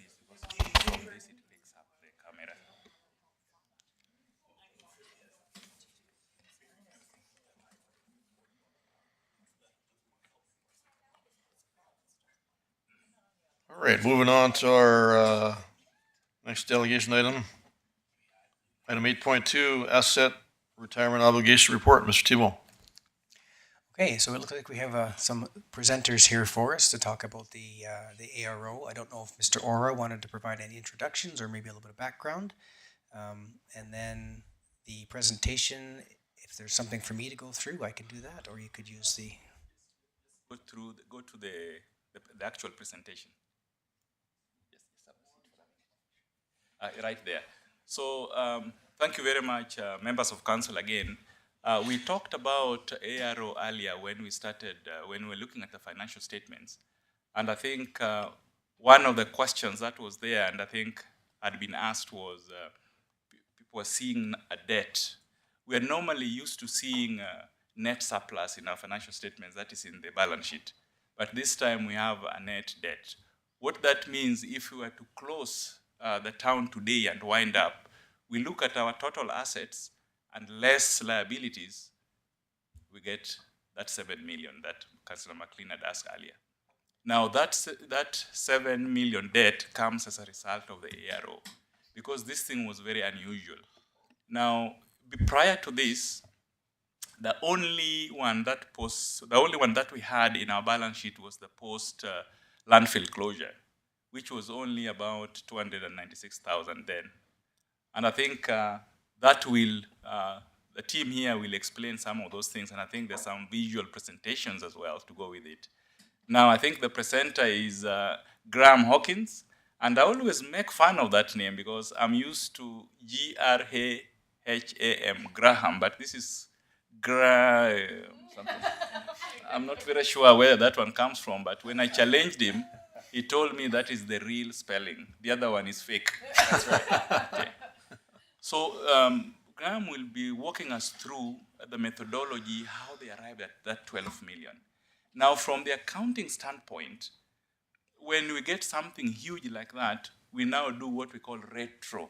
Retro to means we open the books of the prior year to start comparing. If it was this last year, what is it this year? So the accounting methodology that we use there, we start discounting.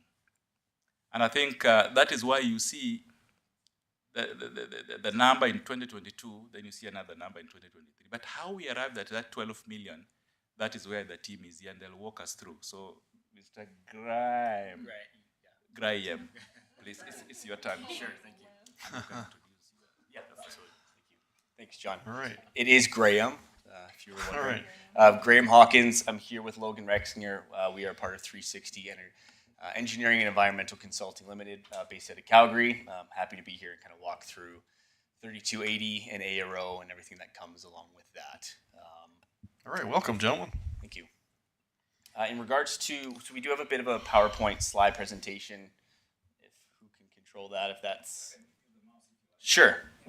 Oh, just grab this here. Maybe that's perfect. Thank you. A brief agenda. So, kind of the things we were hoping to cover today: who we are, who is 360, and why are we able to kind of complete this ARO assessment for the town. What is PS 3280? What did we do in regards to looking at the assets of the town of Taber, and then kind of open it up to any questions from there. I won't spend too much time here, but again, 360 Engineering and Environmental Consulting, we've been around for about 9 years. We have 3 different arms of our consulting firm. One is abandonment and decommissioning, another is an environmental closure, and then there is the ARO group, for which Logan and I are both members of. ARO predominantly has been a function within our firm within oil and gas. So looking at closure obligations for the abandonment, remediation, and reclamation of well sites, facilities, pipelines. And we've, to this point, calculated over $23 billion worth of ARO across North America. We've been active in Western Canada, as well as into the US and other South American countries as well. And so that leads us to what is 3280. So PS 3280 was introduced by the Public Sector Accounting Board back in August of 2018. Effectively, what that standard introduced was the requirement for public sectors to book and quantify their asset retirement obligation. And for 360, we saw this as an opportunity for us to provide guidance, understanding kind of what goes into that, the different closures, as well as the different regulatory requirements that need to be considered when thinking about asset retirement obligations. And so what is an ARO? ARO is the sum of the costs directly attributable to the retirement or closure activities of the owner's assets. This may include costs for abandonment, decommissioning, demolition, remediation, reclamation, post-monitoring, disposal, HSE, as well as project management. So all of those can be factored in when thinking about the calculus of ARO. So the interesting piece around 3280 is, again, this was a public sector standard that came out that all public sectors had to account for. However, there were very specific criteria within the standard itself that had to be met. A little bit different than what you would immediately think of, well, if there's a building there, I have to demo it. Very different in terms of the actual application of ARO. So the 4 requirements that are here that have to be met when looking at each individual assets of the town is, the first one, is there a legal obligation to incur retirement costs in relation to the tangible capital asset? That can come in the form of lease agreements, it could come in the form of asbestos testing, and so on. And so that legal obligation has to be met. An absence of that would then remove that asset from being attributed to the ARO calculus for the town. So more on kind of what we did and how we got to where we did based on these criteria, but I'll just kind of go through the remaining 3. The past transaction or event giving rise to the obligation has occurred. Effectively, what is that saying is, okay, well, if there is a legal obligation in the form of, say, a contract or regulations that govern closure, has effectively what creates the obligation been met? And therefore, has the building been in service, or is the landfill being used, and therefore there is contamination? So the event has to have been met. Number three, it is expected that future economic benefits will be given up. Effectively, will the town ever pay money in order to actually close this? And then number four, can a reasonable estimate of the amount be made? That's effectively why we're here. So number four is generally always satisfied. So what we did? Originally, we talked with John and we said, okay, we need all of your assets. We need your tangible capital asset list. We need a whole bunch of information. We need your leases. We need all sorts of obligations. We need reports. And so we started to compile all of that information and break it into bite-sized chunks. And so the tangible capital asset list, or the TCA of the town, as you may or may not be aware, is several hundred different line items. Each one of those line items might be attributed to the same asset. So it could be a building renovation or an expansion of an office building. And so we kind of compiled all of that information into unique asset sets and then tried to apply the different criterion that PSAB 3280 outlines to each one of those assets to determine whether an ARO has been met. And so we looked at leases again, asbestos and hazmat reports. We looked at public data as well. Were there any environmental site assessments that were completed that we could pull from the government website? Water approvals is a big one as well, in terms of the actual water approvals for water treatment plants or wastewater treatment plants having legal obligations for the retirement of those assets. Once we completed all of that initial identification, we then looked at all the relevant sources to make sure each one of those four criterion that we talked about before had been met. And so what we identified were 15 unique assets that were to be included and then recognized for the purposes of ARO for 2023. One note that I will say here as well is when we look at how we then cost each ARO and what qualifies as an ARO, it is only where the legal obligation is. And an example of that would be a building such as an office building or a town administration office having asbestos within the building. It is only the removal, disposal, and the abatement of the asbestos that is calculated. It's not the entire demolition of the building. And so there's a clear differentiation there that, again, just because a building has been built doesn't mean it has to come down. It's only where the legal obligation exists. That leads me to a few of the examples that we looked at that I wanted to highlight here in terms of some of the larger costs that we saw when we completed the ARO for the cost modeling. So first example here is actually the current landfill. John mentioned kind of previously there may have been another number that had been booked to the town's financial statements. We didn't necessarily discount that cost, but we looked at the current landfill as it's kind of represented here and looked at what are all the requirements legally for the town to reclaim, monitor, and then and potentially look at vegetation planting for the actual landfill itself. And so what we looked at when we looked at different approvals that the government of Alberta had for the landfill is there was in orange here an original landfill that we mapped out based off of the locations on the approvals. And then we actually noted all of this new expansion as well. So the orange is the original landfill and the green is all the expansion as well. And when we think about the size of it, down here is about 587 meters squared of dirt. Our cost is, again, the reclamation of all of that material. So it is the moving of the dirt, the replanting of vegetation as required to meet legal obligations. So what that is the standard that the Alberta government dictates for this specific landfill. When we look at kind of how we got to that number, 360 utilizes what's called a quantum of service. So our estimate methodology is built upon, one, how much time does it take to complete an activity, and then how much does that activity cost? And so it's a little bit small. I can barely see it myself. But what you have here, oh, there we go. Perfect.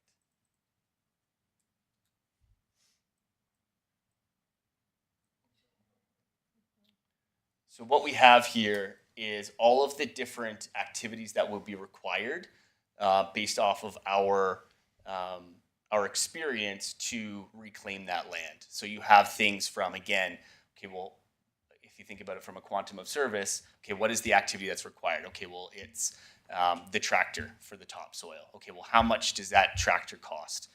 Okay, so how long does it take for that tractor to reclaim 587,000 meters squared of dirt?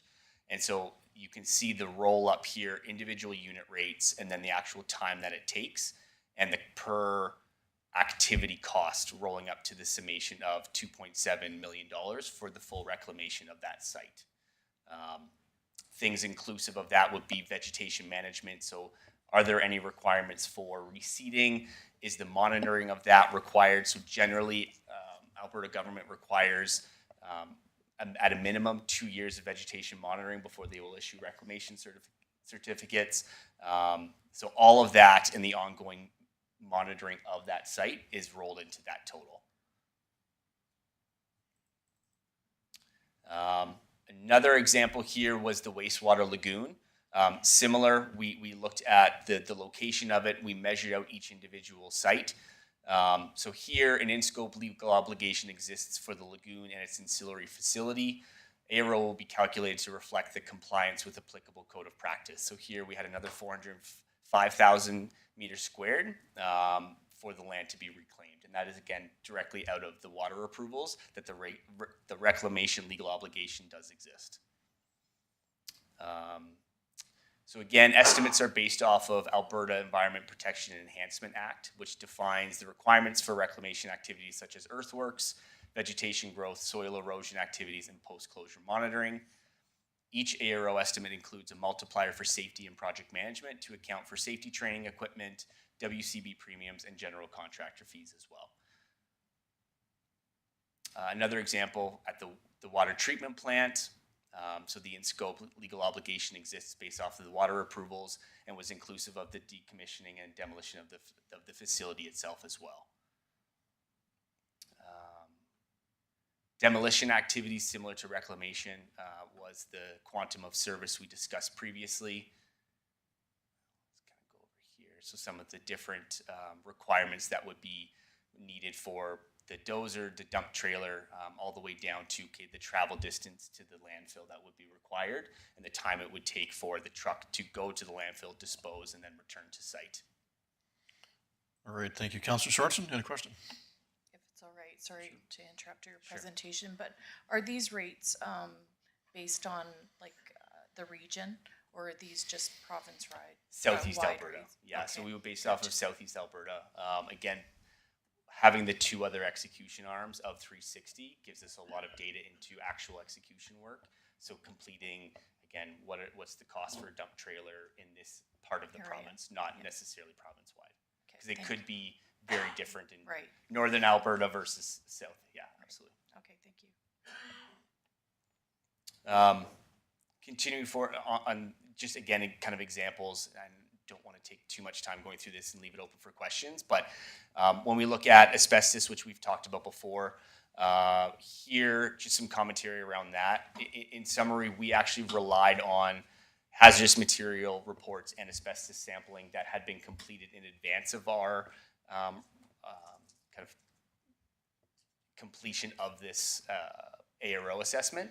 So the town had undertaken several hazardous material reports as well as asbestos sampling that we utilized. This is just actually a snapshot of the community center in regards to all the different areas where within the community center that asbestos is contained. And so we utilized that in regards to, again, the cost that we would derive to remove that asbestos within that specific community center. In short, this was our summary. So we have the 15 different assets that we reviewed for the purposes of implementing 3280 and for the town to report on their ARO. So we have multiple different assets obviously listed here, but then what we wanted to do was break down the different closure stages that are required for the satisfactory closure based on the regulations. So we have demolition where applicable, remediation and groundwater monitoring where applicable, reclamation, safety, project management. Again, safety, as we talked about, was the summation of, or a multiplier of, kind of safety equipment training that we've seen, WCB premiums for the industry itself. Project management was a multiplier based off of general contractor fees to complete the actual activity as required. And so you can see the numbers are fairly varied. I know I kind of only went through the larger ticket ones, but you can see, again, Parkside Manor and the demolition requirement based off of asbestos, positive asbestos results there, and how it kind of rolls from left to right in terms of the demolition, plus the safety project management, and then the total here. And then we have the 12.243569 number, which is the 2023 estimate for the ARO and the closure that would be required for all of these assets. And then finally, the last piece that we completed was the actual scheduling for the implementation of these numbers into the financial statements. So again, when we look at the obligating year, the second criteria is, again, when does the obligation event occur? For all of these, it was effectively when they were commissioned or when they were built or when the landfill was actually put into service. And so we utilized kind of the end of life dates from town management to look at each individual obligating year and the cost of the ARO at that historical point in time. So then we can actually apply that same ARO to the asset value versus just the liability value. So there is still the offset. So yes, this is a liability value, but there is also the asset value that would increase to the booked value in the financial statements. And so that's just going a little bit further into the detail around that. Questions? All right, thank you. Councillor Beckering. Thank you, Mr. Mayor. Thank you, gentlemen, for the presentation. I'm quite aware of this ARO thing. I'm involved in audit committee for the town of Taber. We had many conversations about that, and I kind of forgot what we paid you guys to do this thing, but it was quite substantial, I believe. But anyway, you're doing some work for the energy sector also in this regard, correct? For ARO calculus. Yes.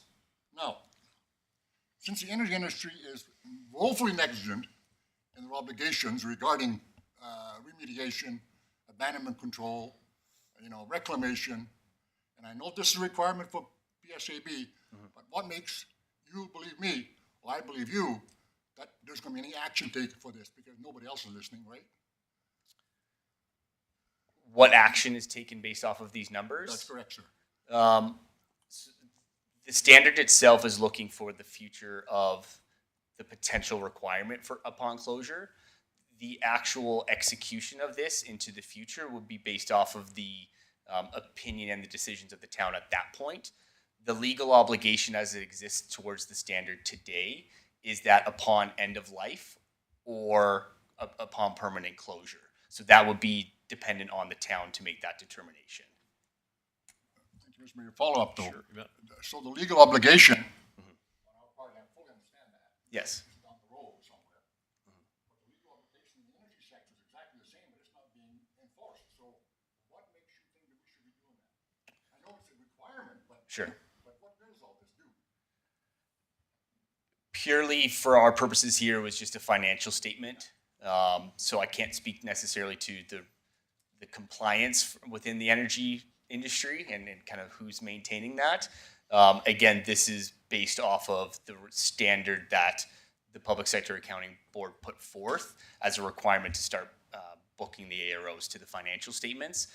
The compliance to complete that activity I can speak to in terms of just we have seen multiple other municipalities in the province fail their audits for not having something within their financial statements. How is that being monitored for the actual execution of it in the future is not my position to comment on. All right, thank you. Any other questions arising? Councillor Sorensen? Thank you, Mayor, and thank you for your presentation. It looks like you had your work cut out for you for this 1966. Moving forward, how do you calculate this going forward year after year for our community? We tried to build, again, the estimate as it exists today. The discounting and the historical values that we saw was based off of a discount rate, and then we used Consumer Price Index, the average of the previous 40 years, to kind of get the current value at the obligating year. So again, going back to 1960 and discounting it from there. In future, it is up to the town and it is up to council to update these estimates every year. That is a part of the standard itself. Is that in the form of, again, an inflationary value, potentially? We know that there could be potential for changes in regulation, changes in legal obligations again, at which point you would have to kind of go in a bit deeper and a bit further. It's going to be dependent a little bit on the audit committee and your auditors as well as to how granular they want to go in future years. We've built the estimates to be useful today as well as in the future if the town requires it, but we're also happy to come back and speak with you next year. Okay, thank you. All right, thank you. Any other questions? All right, thank you, gentlemen, for the presentation. Appreciate that very much. Okay, thank you very much.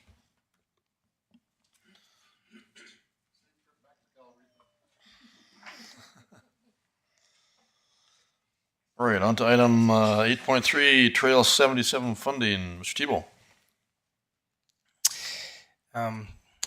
If we could get you to come up, please, and provide the presentation for council on behalf of Trail 77. All right, good, thanks, Mr. Van Geest. Welcome. Can you hear me now? As most of you know, I'm Steve Van Geest with the Trail 77 Club. Thanks for having us tonight to present to you. We want to start off by saying thanks for all the support our group has received from the town in the last number of years. We started in 2020, and you guys have helped us from the start with financial contributions, donating land for the pump track and skills park, stuff like that. So this past year, we've seen a lot of activity out in our trail network. The start of the pump track and skills park, we project to be finished this May and hopefully do a grand opening in June. We've hired Western Trail Fabricators to build 3 new trails. We've installed trail signs on the new trails. Over 600 volunteer hours were put into building and maintaining trails last year. We hosted a bunch of events, the Tabor Tough, the Tough Old Man, the Old Man Mayhem. Those are all races that happen in the MD and the town of Tabor land. The Gnarly Niblets Kids program, seeing 30 to 40 kids come out and learn the new trails. Excuse me. It's a whole safety thing that we drive, teach the kids how to use the trails, proper etiquette, where the trails are, which ones to go on, which ones not to. The weekly women's and men's group rides and runs have been a huge success. We see anywhere from 5 to 15 people on each individual night, so that's pretty cool to see. And we're also seeing a lot of users from outside of the community use the trails, which is something we had said at the beginning would happen, and we're starting to see those results. So. As most of you know, the town of Tabor has supported some of Trail 77's financial needs. We're hoping to renew that commitment with the town of Tabor. We'd like to ask the town of Tabor Council for $10,000 annually on an ongoing basis to help Trail 77 cover some of its costs and expenses that it incurs through trail building, maintenance, and events. Some of the costs that we have upcoming would be signage in all the new trails, signage at the new pump track and skills park, trail maintenance, which includes equipment and fuel rentals and all that kind of stuff. Trail building, again, equipment, fuel, consulting, lumber and supplies for boardwalks and features.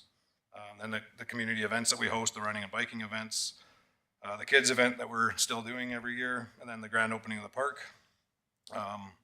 The trail development on the east side of the network, so we're going to start moving into the Horsefly Spillway area this fall.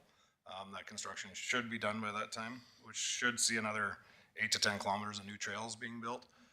That was part of the master plan that we presented, I think, 2 years ago. That was approved by you guys. And then we want to develop a new master plan for the west side of the network, rehabbing some of the existing trails, but plus adding some new trails as well. So that's kind of some of the costs that we have that are kind of ongoing and upcoming. So, is there any questions? All right, thank you. Councillor Beckering. Yeah, thank you, Mr. Mayor. Thank you, Steve, for your presentation. You mentioned you're building 3 more trails, and who's going to do it? Western Steel Fabricators, or? That was last year, so those were built. But yeah, we hired a company to build some of those trails. Plus, we also built some of our own trails last year. So you did that last year? Right? Yeah. Okay. Yeah, that was some of just the cost or the things that we did in the past. Okay, thank you, Mr. Mayor. All right, thank you. Councillor Firth. Thank you, Mr. Mayor. Through to Steve. I just wanted to thank you for all the work that you guys have done. I think it's a huge asset to the community. And people are really excited about that new pump track. I've seen people out there trying it out already, even though it's not officially open. Have you tried it? Me? No. No, I'm not good on 2 wheels. I'm good on 2 feet. And I wanted to express my appreciation for your willingness to work with other, work with other types of trail users that use your trail network. I thought that was a really good thing that your group did. Thanks for that. All right, thank you. Councillor Rumford. Thank you, Mr. Mayor. This is starting to become like a facility, right? This is starting to become like a part of hockey. There's 130 members. These guys, like Steve, kind of talking to all of everybody. This is becoming something at $5 grand a year is cheap. At 10 grand a year, I believe is cheap. This is a great resources. This is a facility. We got to start looking at it like and start supporting it like a facility. It is just going to nonstop grow. The amount of volunteers and the passion, how quickly it's went, I commend you on it. Thanks, Danny. And that was one of our goals at the beginning, was to treat it like a football field or a soccer facility or whatever. So. Yeah, thank you again so much, Steve, for your presentation and for all your many efforts and all your accolades to this stage for all you've done. And the 220 members, I believe it is, somewhere in that range. I don't know the exact number, but roughly the same as the last couple of years. Yeah, so I mean, that's huge for membership there, and very many committed volunteers and many events that help the community and area and help put Tabor on the map in a very positive fashion. So congratulations for that, and we thank you for all those efforts again, and happy to support where we can. Councillor Sorensen. Thank you, Mr. Mayor. And can I just ask, like, what is your normal operating budget? I'm not sure if you track this or not. Well, we do like the audits and all that kind of stuff on a yearly basis to keep our not-for-profit status. When we first proposed the whole trail group and that we did give you guys a budget, as most 5-year plans go, it completely gets goes different directions. So right now, I'll share a little bit of our financials right now. We're sitting on 57 or 56,000 in the bank. A majority of that's going to the pump track facility. So that's to finish off what we have. And I think the builders are coming in the next week. I think we owe them another 20,000 plus we owe some other stuff yet. So we're going to be close to, I think, 4 grand left in the bank account at that time. We hope to do another master plan that could be in the $3,000 to $5,000 range. Signage, we're doing, I think most of you have seen it, it's like definitely on the commercial grade. There's stuff that holds up and it's going to be there for a long time, so it's not cheap there. Lumber and equipment are going up. I don't have an exact number, but we hope to come to you guys again this fall with some requests going into the east side or the east part of the network where we've got that 8 to 10 kilometers of trail. When we've done the hiring of the trail building by the other company, we were roughly in that $25,000 a kilometer range. So if we hired the whole thing out, we're in the $200,000 to $250,000 range. We're not asking for that, but it's a good indication of what our volunteers can do, and then hopefully a mix of hiring it out as well. So I don't have a firm number for you, but yeah, there's definitely costs involved. All right, thank you. You had a follow up? Sure. Well, I just wanted to say that this 10,000 is, far less than what actually the man hours and the volunteers are putting forward. So, yeah, thank you. All right, thank you. Councillor Beckering. Prepared to make a motion, Mr. Mayor. Very well. That council directs administration to approve an ongoing annual operational budget in the amount of $10,000 to be allocated to Trail 77 for maintenance and signage on the trails and the skills park in and around the trout pond. All right, thank you. Motion on the table. Any further discussion? All in favor? Perfect. Favor. Appreciate it. Thank you, Steve. Thanks, guys. All right, let's get a motion to move into our meal break until 6 p.m. All right, thank you. Motion on the table. All in favor? Favor. Correct. Yes, yeah.